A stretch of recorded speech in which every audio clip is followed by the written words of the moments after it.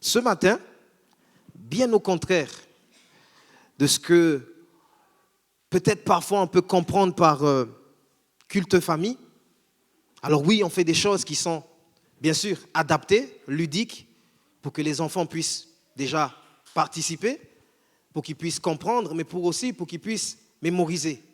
Ce n'est pas juste pour le plaisir, mais c'est vraiment pour que chaque génération se retrouve. Et le sujet de ce matin, bien sûr, c'est la famille, la santé de la famille. Et nous allons un petit peu réfléchir ensemble autour de ce thème. Dans quel état de santé est notre famille? Et c'est vraiment une question, on va méditer à cela. Dans quel état de santé est notre famille? Et pourquoi la famille est importante depuis l'âge des enfants jusqu'à l'âge adulte? Alors, bien sûr, les enfants, je commence avec vous. Vous voyez, il y a des images. Alors, dans les images, il y a un environnement.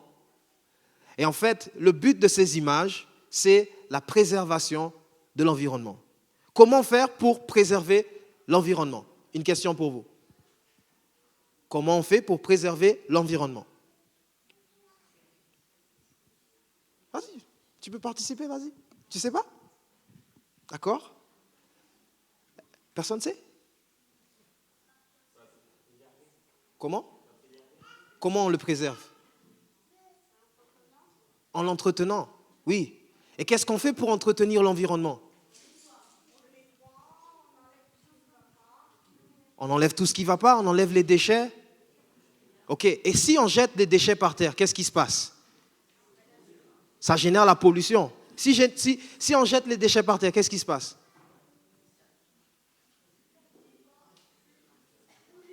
Ça pollue. On pollue la terre. On est d'accord? Eh bien, vous voyez, l'image de la société, c'est exactement l'image de la famille. Et on prend en fait l'image du monde, de la société, de notre environnement, pour imaginer un peu, pour illustrer un peu le message de ce matin. Disons que notre famille, c'est l'environnement. Vous me suivez? Ça va? Ok. Disons que les déchets, c'est tout ce que nous allons faire pour provoquer que le climat spirituel, le climat dans notre foyer soit triste, soit tendu, soit joyeux, soit, je dirais, ambigu. Donc, que allons-nous faire pour que nos familles, dans nos foyers, il y ait un environnement de paix, de joie, un environnement paisible, un environnement où nous allons tous grandir sainement. Nous savons que nous sommes dans une société, et je te remercie Nadia, dans ta prière tu l'as dit, nous sommes dans une société où la terminologie famille, ça se perd. Les parents, on a de moins en moins de temps, parce qu'on est accaparé par le travail. Les enfants sont de plus en plus livrés à eux-mêmes. On voit de plus en plus d'enfants grandir sans parents, ou grandir dans des familles monoparentales, malheureusement. Ça peut arriver. On a des cas aussi où, malheureusement, il y a aussi des enfants abandonnés. Donc les enfants, pour vous qui êtes là ce matin, si vous avez maman et papa, ou papa et maman, c'est une joie pour vous, c'est une grâce, parce qu'il y a d'autres enfants, ils n'ont pas la possibilité d'avoir maman et papa, ou maman ou papa. Vous me comprenez? Donc, ça veut dire que maman et papa, je remercie Dieu tous les jours parce que j'ai maman, papa ou papa et maman. Vous me comprenez ou pas? Ok.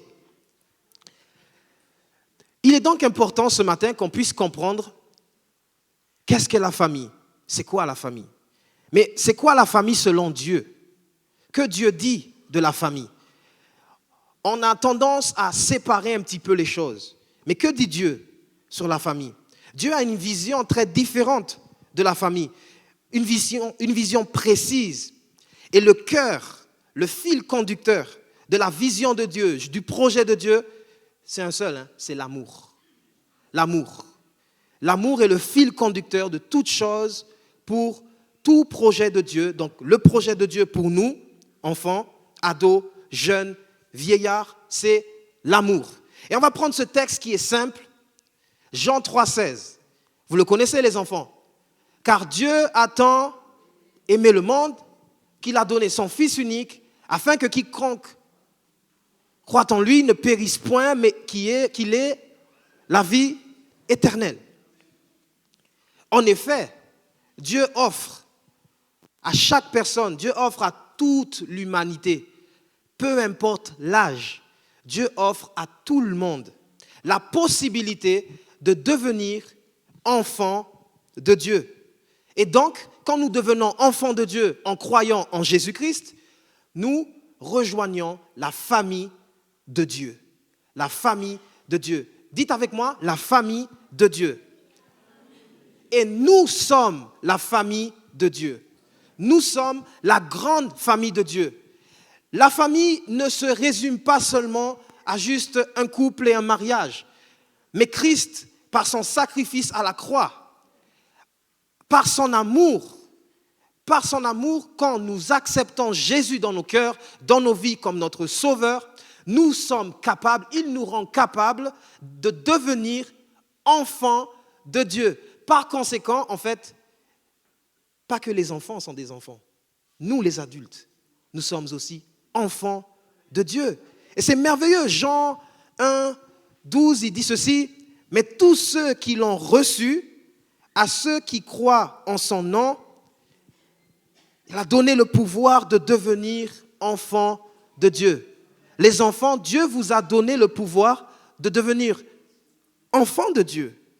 Alors oui, vous êtes peut-être des enfants, mais il est important que vous compreniez ce matin que vous pouvez aussi devenir enfants de Dieu. Comment on peut devenir enfant de Dieu? En croyant en Jésus. Et c'est la raison, frères et sœurs, de notre rassemblement ce matin. Autrement, notre rassemblement, il serait en vain. Autrement, notre rassemblement serait un acte religieux. Mais parce que nous sommes en fait dans une réunion familiale. En fait, comme nous sommes la famille de Dieu, nous sommes dans une réunion familiale. La grande famille où il y a des enfants, des petits-enfants, des ados, des jeunes, des vieillards. Et en fait, ça fait une grande famille, la famille de Dieu. Et c'est la raison de notre réunion ce soir. Et oui, Jésus a une place pour tous. Jésus, dans sa maison, il accueille tout le monde. Tout le monde, sans exception. Il accueille tout le monde. Et Dieu ne délaisse personne. Dieu n'oublie pas le veuf, le célibataire, celui qui est marié, celui qui est fiancé, celui qui est jeune, enfant, vieillard, senior. Peu importe. Tu fais partie de la famille de Dieu. La famille, et j'aimerais que vous me compreniez sur ça, la famille ne se résume pas à un mariage. Avec Dieu, la famille, c'est par son amour, par son sacrifice, nous devenons enfants de Dieu. Par conséquent, nous sommes la grande famille de Dieu. Dans la famille de Dieu, les enfants, dans la famille de Dieu, il n'y a pas de culture, il n'y a pas d'ethnie, il n'y a pas de couleur de peau, il n'y a pas de langue, de prédominance. Avec Dieu, Dieu accepte tout le monde, que nous soyons noirs, chinois, arabes, africains, juifs, américains, tout ce que vous voulez, Dieu accueille tout le monde. Et ça, c'est incroyable. Ça, c'est incroyable. Vous voyez, dans le monde, on a tendance à séparer.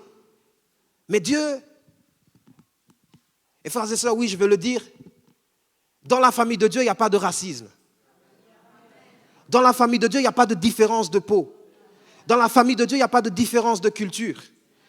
Ça n'a pas lieu d'être dans la famille de Dieu. Ce n'est pas un culte d'une culture, c'est le culte de Dieu. C'est le culte de Jésus-Christ. C'est le culte de Jésus-Christ qui nous a réunis, qui nous a rassemblés par son sacrifice à la croix.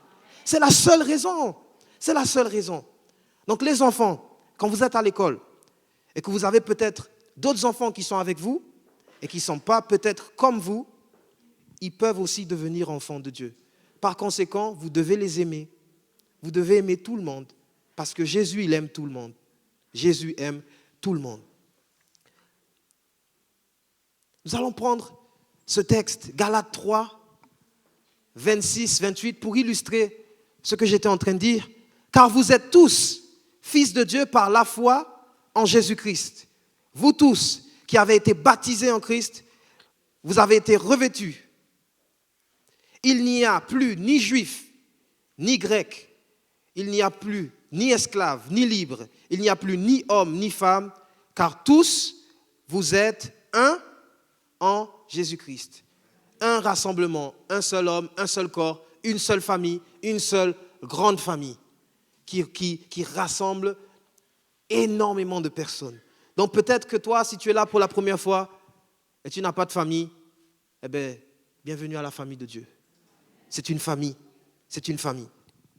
Alors, si nous sommes tous enfants de Dieu, il y a quelque chose que nous devons comprendre, c'est que le fait que nous soyons enfants de Dieu, nous avons une place devant Dieu. Et en fait, cette place, Dieu ne fait exception de personne. Dieu ne fait pas distinction. Si on est enfant, si on est ado, si on est jeune, si on est aîné, Dieu ne fait distinction de personne. Et devant Dieu, en fait, devant Dieu, je dis bien devant Dieu, nous sommes tous enfants de Dieu. Il n'y a pas d'exception devant Dieu. Et c'est pour ça que Dieu nous demande, Jésus nous demande d'avoir un cœur d'enfant, un cœur humble, un cœur semblable à un enfant, un cœur qui est innocent. Mais surtout, quand Dieu nous dit, ayez un cœur d'enfant. Et voilà pourquoi nous sommes enfants de Dieu, parce qu'en fait, nous sommes tous dépendants de Dieu. Dépendants de Dieu. Que ce soit l'enfant, l'ado, le jeune, le moins jeune, en fait, tous, devant Dieu, aux yeux de Dieu, nous sommes tous dépendants de Dieu. Matthieu 18, 3. Nadia l'a dit dans sa prière, donc ça a confirmé un petit peu la direction du message. Je vous le dis en vérité, si vous ne vous convertissez et si vous ne devenez pas comme les petits-enfants, vous n'entrerez pas dans le royaume des cieux. C'est pourquoi quiconque se rendra humble, comme ce petit enfant sera le plus grand dans le royaume des cieux. Petite précision sur ce texte. En fait, selon la loi, Jésus n'avait pas le droit de prendre un enfant et de le comparer à un adulte, selon la loi. Il n'avait pas le droit de le faire. Et il a fait un acte qui a un petit peu, peut-être choqué les disciples. Et si je mets ce texte dans le contexte, en fait, ils étaient en train de se disputer pour savoir qui est le plus grand, qui aura une place d'exception dans le royaume de Dieu. Et en fait, Jésus est en train de leur dire, mais en fait, ce n'est pas le plus important. Et il prend l'enfant et dit, mais si vous avez un cœur d'enfant, alors, et ça c'est pour les adultes, Dieu nous appelle à avoir un cœur d'enfant. Et parfois, on a du mal à saisir ce terme cœur d'enfant. Mais soyons nous aussi dépendants de Dieu. Vous voulez que vos enfants dépendent de vous en tant que parents? Eh bien, apprenez-vous aussi à dépendre de Dieu. Et montrons-leur l'exemple de dépendance à Dieu. Nous devons être, nous, des exemples, des modèles pour nos enfants, pour nos ados, pour nos jeunes. Matthieu 19, 13, 14. Regardez, figurez-vous qu'on est avant, on est dans le chapitre 18. Et quand on va dans le chapitre 19, il se passe quelque chose de particulier. C'est que les parents, peut-être, je mets un petit peu la chose dans le contexte, les parents voulaient amener les enfants à Jésus pour que Jésus leur impose les mains, pour que Jésus prie pour eux, pour que Jésus les bénisse. Et vous savez ce qui se passe, les enfants? Eh bien, les disciples qui étaient avec Jésus, ils voulaient comme vous mettre de côté. Mais non, mais ça c'est une affaire d'adulte, ça. Et Jésus, il a dit ceci. Il a dit ceci. Laissez les petits-enfants venir à moi et ne les empêchez pas de venir à moi. Car le royaume des cieux est pour ceux qui leur ressemblent. Vous voyez, Jésus accueille tout le monde. Ce n'est pas une question d'âge avec Jésus. Les enfants, ce n'est pas une question d'âge. Jésus vous accueille. Dès votre jeune âge, Jésus prend le temps avec vous parce que vous êtes important pour lui. Vous avez de la valeur à ses yeux. Jésus vous aime, Jésus veut prendre soin de vous. Et c'est pour ça qu'il dit aux disciples, laissez venir à moi les petits enfants. Alors oui, parfois, nous adultes, nous croyons que les histoires de Dieu, c'est peut-être réservé qu'aux adultes. Et au fil du temps, ce que nous avons fait, et je parle un peu de ce qui s'est un petit peu dégradé, c'est que le culte de la grande salle est devenu qu'une affaire d'adultes. Et en fait, nous avons pris l'habitude de mettre nos enfants dans des petites salles. Alors oui, que Dieu bénisse les moniteurs, que Dieu bénisse les personnes qui font l'école du dimanche, que Dieu bénisse tous nos monos d'ados, que Dieu bénisse nos responsables de jeunes, nos coordinateurs. Oui, mais à la base, Dieu accorde du temps à chacun. Et pourquoi? Et je dis bien oui, ce n'est pas une mauvaise chose. Mais quel serait le problème que nous nous réjouissons ensemble, dans le même lieu, tous ensemble? Vous voyez, maintenant, nous avons comme pris cette habitude, et maintenant, dès qu'il y a un petit bruit d'enfant dans la salle, et ça nous dérange. Mais c'est normal. C'est normal. C'est pas grave si l'enfant il prend un coloriage et qu'il est là dans le culte et qu'il écoute la prédication. Vous savez, à cet âge-là, les enfants, c'est des éponges. Ils absorbent tout. Et peut-être que vous croyez qu'ils n'écoutent pas. Et sinon, demandez à Gaëtan, il a une petite fille. Demandez à Franklin, ils ont une petite fille. Ils écoutent tout. Et quand ils arrivent à la maison, ils reprennent les chants du culte, bizarrement, alors qu'ils étaient en train de colorier. Vous voyez, en étant au contact de Jésus, il y a quelque chose qu'ils peuvent recevoir de Dieu. Et c'est important que nos enfants restent au contact de Jésus. Mais c'est aussi important que les enfants restent au contact de nous, les adultes, que nous apprenons à vivre le culte ensemble. Ensemble. Le projet de Dieu, c'est celui-ci. Jérémie 31, 13. Alors les jeunes filles se réjouiront à la danse, les jeunes hommes et les vieillards se réjouiront aussi.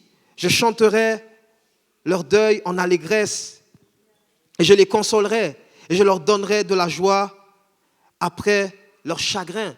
Et il y a la version Louis II qui dit, mais jeunes et vieux se réjouiront ensemble. C'est le projet de Dieu. Jeunes et vieux ne se réjouiront pas séparés. Jeunes et vieux se réjouiront ensemble. Et nous devons apprendre ou réapprendre à refaire de la place à nos enfants au milieu de nous. Reprendre à relaisser la place à leur innocence, à leur spontanéité, à leur naïveté. Vous voyez, des fois, nous, on a pris des habitudes. Donc maintenant, nous, des fois, on dit, Esther, est-ce que ça va? Oui, ça va, le Seigneur fait grâce. Et un enfant, il va te poser la question, mais c'est quoi le Seigneur fait grâce? Et là, on va réfléchir. Le royaume de Dieu, les enfants, le royaume de Dieu ne se limite pas qu'aux adultes. Le royaume de Dieu est accessible à vous aussi. Le royaume de Dieu est accessible à vous. Il vous accueille les bras grands ouverts. Oui, nous avons une place devant Dieu. Et cette place, c'est juste être enfant de Dieu. Effectivement, nous sommes tous enfants de Dieu, peu importe notre âge. Est-ce que c'est clair ça? Le point numéro 2. Néanmoins, nous avons une place devant Dieu, mais Dieu nous a donné une responsabilité. Donc nous avons des rôles. Les enfants, soyez attentifs parce que je viens à vous. Et Dieu nous a donné une responsabilité à chacun. À chaque tranche d'âge, chaque génération, Dieu a donné une responsabilité. Alors, nous allons énumérer les différentes responsabilités. Je commence par vous les enfants. Voici la responsabilité que Dieu vous donne. On va le lire ensemble. Éphésiens 6. Voici la responsabilité que Dieu vous donne. Enfants, obéissez à vos parents selon le Seigneur, car cela est juste. Honore ton père et ta mère, c'est le premier commandement avec une promesse, afin que tu sois heureux et que tu vives longtemps sur la terre. Enfants, qu'est-ce que Dieu dit? Quelle est la responsabilité que Dieu vous donne? Vas-y. Honorez vos parents. Exactement. Et ça veut dire quoi, honorer les parents? Ça veut dire quoi? Tu sais pas? D'accord. Tu sais? Respecter. Ok, quoi d'autre?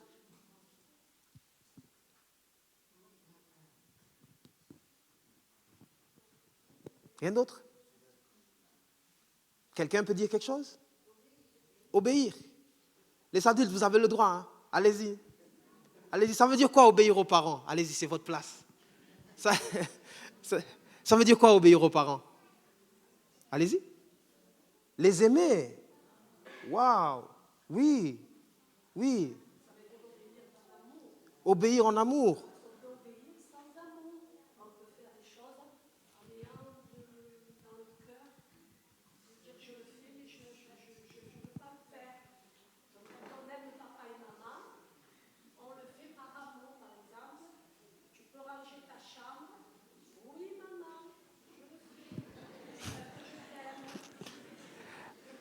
L'obéissance. Les enfants, retenez quelque chose à la fin de cette réunion. Vous avez une seule responsabilité. Une seule à retenir. Une seule. Là, c'est Dieu qui dit. Et en fait, quand Dieu dit quelque chose, les enfants, en général, il y a une cause et une conséquence. C'est-à-dire que si vous faites ce que Dieu vous dit, il y a une bénédiction derrière. Si vous faites vraiment ce que Dieu vous dit, Dieu prend soin de vous. Dieu bénit. Dieu vous accompagne. Dieu vous fait grâce. Vous voyez, Dieu dit, obéissez à vos parents. Pourquoi? Parce que c'est agréable à Dieu, en fait. C'est lui qui a établi, il a établi cette autorité. Donc, quand tu te rebelles contre tes parents, en réalité, tu ne te rebelles pas contre tes parents. Quand tu n'es pas gentil avec tes parents, en réalité, tu n'es pas gentil avec tes parents. En fait, tu n'es pas gentil avec Dieu. Parce que c'est Dieu qui a établi cette autorité sur toi. Vous comprenez ce que ça veut dire? Ok. Donc, désobéir. Qu'est-ce que ça représente, désobéir? Ok. Tu ne fais pas ce que tes parents te disent. Donc, quand je ne fais pas ce que mes parents me disent, qu'est-ce qui se passe? Il y a la pourriture dans nos cœurs. Waouh! Il m'a. Je suis à plat. Waouh! Il y a de la pourriture dans nos cœurs. Et regardez les enfants. Regardez ce qui se passe, en fait, quand je désobéis à Dieu. Eh bien, oui, c'est comme si je jetais plein de déchets par terre. Et vous voyez ce que ça provoque? Qu'est-ce que provoque les jets de déchets par terre? Qu'est-ce que ça provoque? La pollution. Comment? De la saleté. Exactement. Et après, l'environnement, il est désagréable. Il est désagréable alors qu'à la base, Dieu a créé un environnement pour qu'il soit agréable. Mais pour que l'environnement soit agréable, les enfants, la responsabilité, c'est quoi? Plus fort, plus fort. Merci.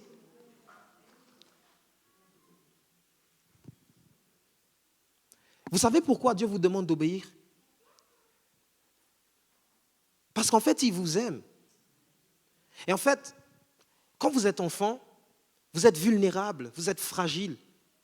Et en fait, dans cette fragilité, Dieu veut vous protéger. Et c'est pour ça qu'il établit des parents. Les parents vous protègent, les parents sont là pour vous protéger. Les parents sont responsables. Ils sont là pour prendre soin de vous. Ils sont là pour pourvoir à vos besoins. Ne vous inquiétez pas les parents, j'arrive vers vous. J'arrive vers vous.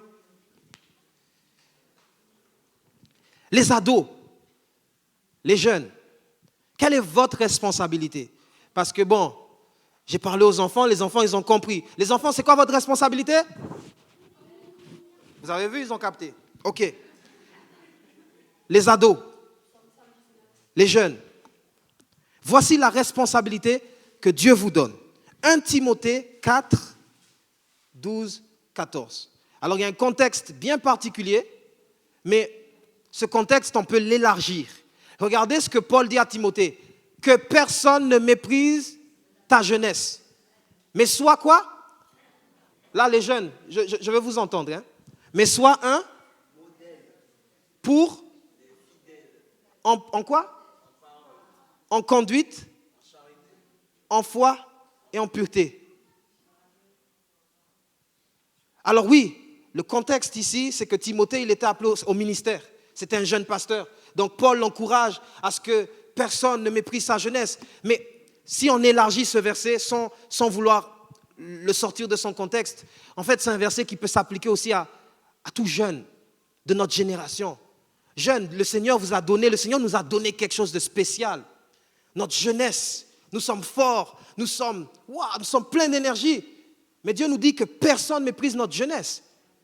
Et oui, Dieu veut vous équiper dès votre jeune âge, dès votre adolescence. Dieu veut vous équiper. Parce qu'encore une fois, ce n'est pas une question d'âge. Voilà ce que Paul dit à Timothée. Il dit, mais jusqu'à ce que je vienne, applique-toi à la lecture, à l'exhortation, à l'enseignement. Ne néglige pas le don qui est en toi et qui t'a été donné par la prophétie avec l'imposition des mains de l'assemblée des anciens.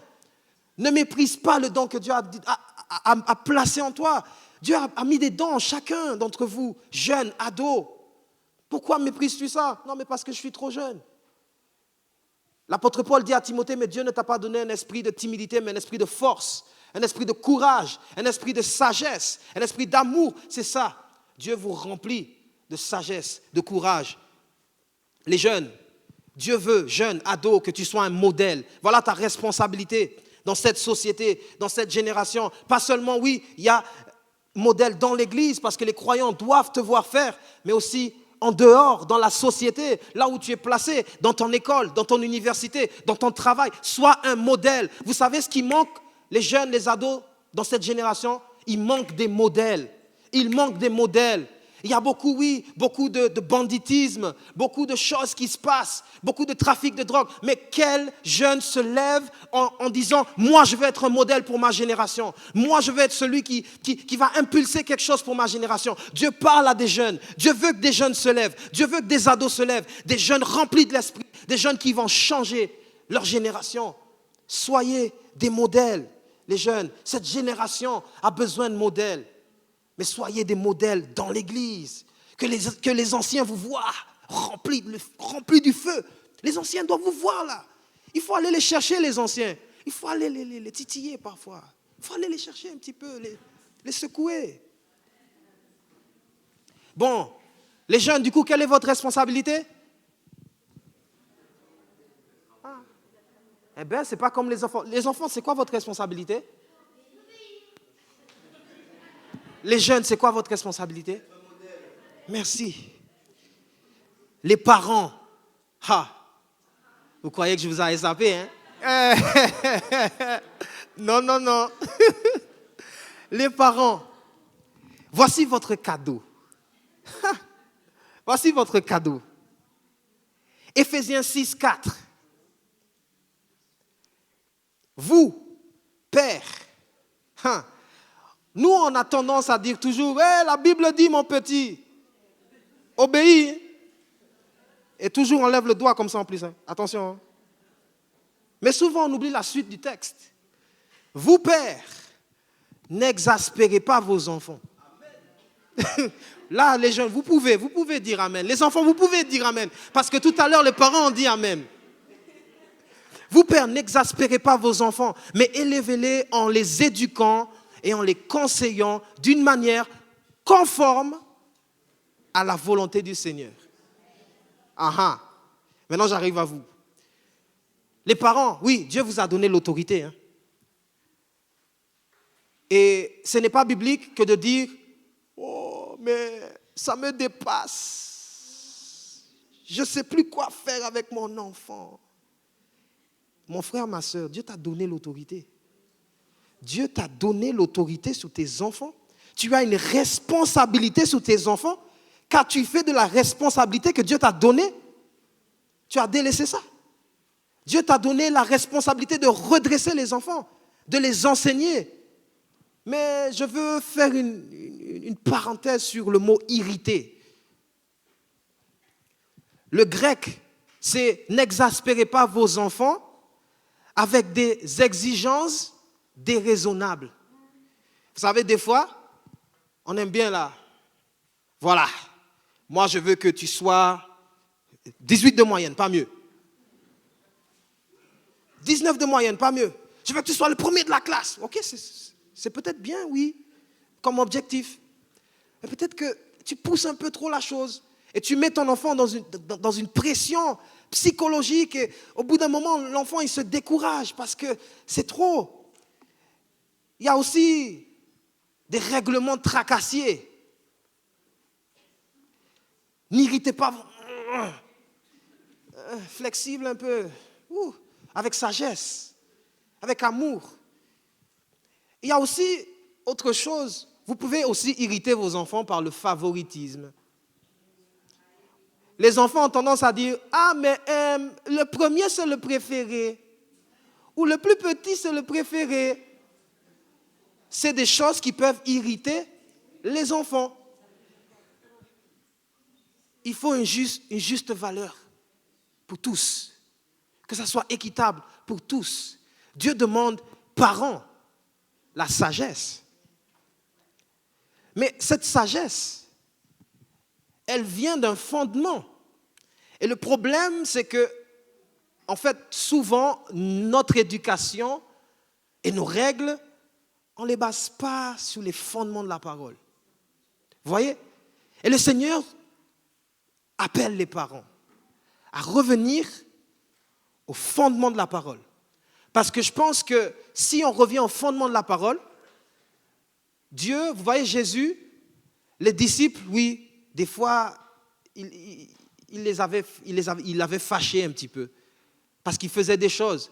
Mais les disciples, en fait, ils n'avaient pas cette connaissance. Et Jésus a été patient avec eux.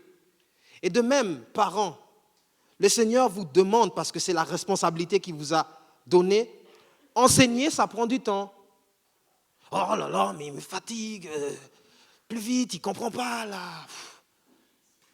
Patience. Parfois, ça demande juste de se rasseoir avec son enfant et de lui réexpliquer. Ou comprendre, ou essayer de comprendre qu'est-ce que tu n'as pas compris. Je ne parle pas d'éducation positive, hein, attention. Je parle juste d'enseigner. Enseigner. Enseigner, ce n'est pas juste la Bible dit que. Du coup, tu fais ça comme ça parce que la Bible dit que. Explique-lui. Parce que si tu lui dis la Bible dit que et tu ne lui expliques pas, il aura envie quand même d'aller découvrir pourquoi il ne faut pas le faire. Le Seigneur nous demande de le faire avec sagesse. Donc, oui, obéir dans le Seigneur et les parents instruire et corriger dans le Seigneur. Les enfants obéir dans le Seigneur. J'obéis parce que, voilà, je veux être agréable à Dieu. Et parents, mais je le fais, mais dans le Seigneur. Dans le Seigneur, c'est le Seigneur qui donne, qui rend capable. Les adultes, j'ai fini avec les parents, merci. Les adultes, et là maintenant ça concerne tout le monde, toute l'assemblée. Vous avez aussi une responsabilité. Vous avez aussi la responsabilité d'enseigner, de témoigner aux enfants qui sont autour, qui gravitent autour. Mais vous avez aussi cette responsabilité de témoigner à vos familles. Tout adulte, célibataire, quelle que soit ta situation, tu as aussi cette responsabilité d'enseigner par le témoignage. Et c'est pour ça que Jésus dit dans Matthieu 28, il dit, mais enseignez-leur à observer tout ce que je vous ai prescrit, et voici, je suis avec vous tous les jours jusqu'à la fin du monde. Sachez une chose, nos enfants sont à l'image de ce que nous sommes nous-mêmes. N'attendons pas que nos enfants soient autre chose que ce qu'ils voient à la maison. Et vous voyez, nous, on peut venir à l'église et élever nos voix, faire tout ce qu'on veut. Mais l'enfant, là, lui, il voit qui tu es à la maison. Et ça ne trompe pas. L'enfant, il voit qui tu es à la maison. Et souvent, il y a des enfants, des ados et des jeunes qui ne s'approchent pas du Seigneur parce que nous sommes nous-mêmes une pierre d'achoppement. Et voilà pourquoi Jésus dit, laissez venir à moi les petits-enfants et ne leur empêchez pas. Ne soyez pas une pierre d'achoppement. Adultes, quel que l'on soit, parents ou pas parents, ne soyons pas une pierre d'achoppement pour nos ados, pour nos enfants, pour nos jeunes.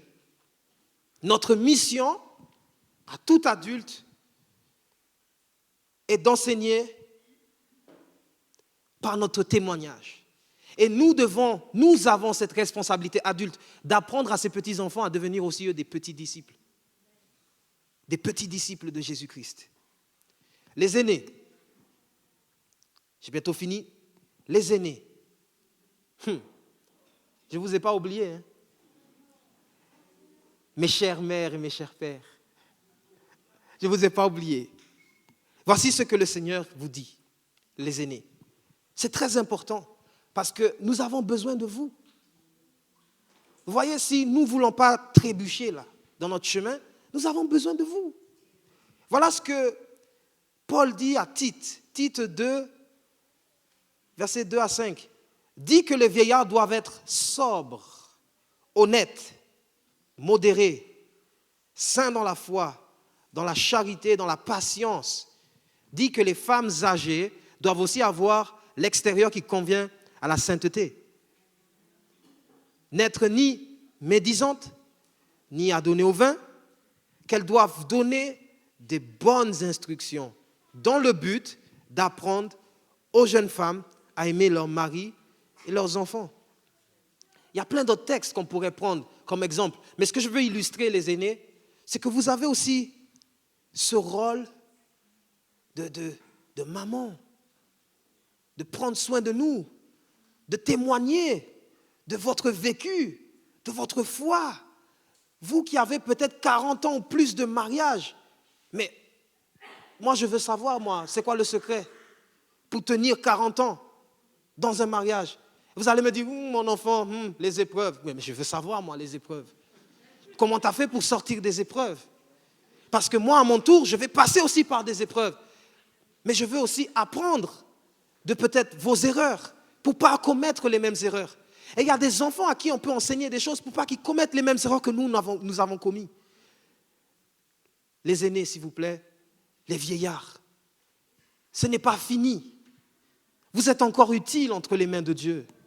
Dieu se sert encore de vous. Nous avons besoin de vos prières de sagesse. Votre voix si douce, là, votre parole, mon enfant, tu vas trop vite là. J'avais une mamie antillaise, elle me disait, mon petit là, oui. Calme-toi, tu vas voir, tu as le temps. Et toujours, tu as le temps. Et moi, je ne comprenais pas. J'étais agité. Mais non, tu as le temps. Nous avons besoin de cette sagesse. Vraiment, le Seigneur a besoin de toute la famille de Dieu. Et il est vrai, frères et sœurs, il est vrai que tout ce que je viens de dire, nous avons des combats, des difficultés. Et nous avons parfois tendance à dire, mais comment je vais faire pour surmonter tout ça? Comment je vais faire pour assumer ma responsabilité d'enfant, d'ado ou de jeune? Comment je vais faire pour assumer ces choses? Et c'est mon troisième et dernier point, c'est juste comment tenir son rôle et sa place afin d'être une famille selon Dieu, une famille qui réjouit le cœur de Dieu. Alors, j'aimerais dire à quelqu'un, par tes propres forces, tu n'arriveras pas. Parce qu'on va se fatiguer. Il y a des périodes sans, il y a des périodes avec. Il y a des périodes où nous sommes en forme, il y a des périodes où nous ne sommes pas en forme. Mais voilà ce que Dieu dit. Regardez ce que Dieu dit. Éphésiens 6, 10. Au reste, fortifiez-vous dans le Seigneur par sa force toute puissante. Voilà comment on va faire pour pouvoir assurer notre rôle. C'est en puisant nos forces dans le Seigneur. Enfants, ados, jeunes, vieillards, notre ressource, c'est le Seigneur. Notre ressource, c'est Dieu. Notre ressource, c'est Dieu qui va nous rendre capables de pouvoir obéir à nos parents. C'est Dieu qui va nous rendre capables de pouvoir enseigner nos enfants. C'est Dieu qui va nous rendre capables d'être des jeunes modèles. C'est Dieu qui va nous rendre capables. De nos propres forces, nous sommes si faibles. Nous sommes si faibles. Autre chose, deuxième point, nous devons nous revêtir des armes de Dieu.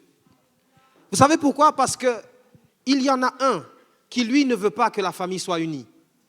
Il y en a un qui ne veut pas que les enfants et les parents s'entendent. Il y en a un qui ne veut pas que les parents et les enfants s'entendent. Il y en a bien un qui ne veut pas tout ça. C'est Satan, c'est l'ennemi. Il ne veut pas. Il ne veut pas. Il veut toujours immiscer des guerres, des conflits. Et voilà, le Seigneur nous demande de nous revêtir des armes de Dieu. Éphésiens 6, 13, 17. C'est pourquoi prenez toutes les armes de Dieu afin de pouvoir résister dans le mauvais jour et tenir ferme après avoir tout surmonté. Tenez ferme. Ayez à vos reins la vérité pour ceinture. Revêtez la cuirasse de justice. Mettez pour chaussure à vos pieds le zèle que donne l'évangile de paix. Prenez par-dessus tout le bouclier de la foi avec lequel vous pourrez éteindre tous les traits enflammés du malin. Prenez aussi le casque du salut, l'épée de l'esprit qui est la parole de Dieu. Les enfants, la prochaine fois, je vous promets le petit costume pour vous illustrer les armes de Dieu parce que je n'ai pas eu le temps de l'acheter. Mais Ça vaut le coup d'illustrer en fait les armes de Dieu. C'est important, enfants, même si vous êtes petit et que vous vous sentez peut-être, vous avez besoin aussi de dire, Seigneur, j'ai besoin de me revêtir de tes armes. J'ai besoin parce que moi je suis faible, mais toi tu me rends fort. Vous avez compris? Le Seigneur nous rend fort. Le Seigneur nous rend fort. Et le deuxième point, et le dernier point, comment surmonter tout ce défi et d'assurer cette responsabilité, c'est en priant. On ne peut pas négliger la prière. S'il y a quelque chose que nous ne pouvons pas négliger, et faites en tout temps, par l'Esprit, toutes sortes de prières et de supplications. Et peut-être que oui, peut-être que nous avons peut-être arrêté de prier pour nos enfants. Ou peut-être que nous l'avons fait, mais en perdant espoir. En disant, bon, je prie, mais bon, je ne vois pas d'évolution. Et il est temps que l'Église, la famille de Dieu se remobilise, que les familles se remobilisent et disent, voilà, moi, mon enfant, je déclare qu'il va être enfant de Dieu aussi. Je déclare que mon enfant, il sera un disciple de Jésus. Est-ce qu'on peut prier ensemble pour nos familles? Et après, je laisse la place à Gaëtan pour les annonces. On va prier pour nos familles. Alors, vous connaissez les sujets que vous avez de vos familles. Et vous allez vraiment les présenter devant Dieu. On va élever nos voix ensemble et on va présenter nos familles, nos enfants, nos ados, nos aînés. Chaque personne. Seigneur Jésus, tu vois l'importance de la famille. Tu vois l'importance. C'est sérieux, c'est une responsabilité. Et Seigneur, oui, nous te demandons pardon parce que parfois nous avons délaissé notre responsabilité. Mais Seigneur, ce matin, nous voulons revenir. Nous voulons revenir à cet appel. Nous voulons revenir à la base de ta parole. Nous voulons revenir à ce que tu nous as confié. Merci de bénir les enfants qui sont parmi nous. Merci parce que tu les permets de grandir dans la sagesse, dans l'amour, dans l'obéissance à ta parole, mais aussi dans l'obéissance à leurs parents. Merci de bénir les ados, les jeunes. Merci de les remplir de courage. Tu vois cette société qui est difficile et qui parfois, eux, dans leur jeune âge, qui se cherchent un peu dans leur identité, on se cherche dans notre identité. Merci de nous donner cette assurance en toi, Jésus. Merci de bénir nos aînés. Merci de leur donner le courage, la force, la sagesse encore, de pouvoir être des bénédictions, des instruments entre tes mains, Seigneur, au milieu de nous. Merci de bénir tous frères et sœurs, la famille de Dieu. Merci de renouveler les forces de celui qui est fatigué ce matin. Merci de restaurer les familles. Peut-être qu'il y a des familles qui passent par des moments difficiles. Peut-être qu'il y a des familles qui passent par des tensions.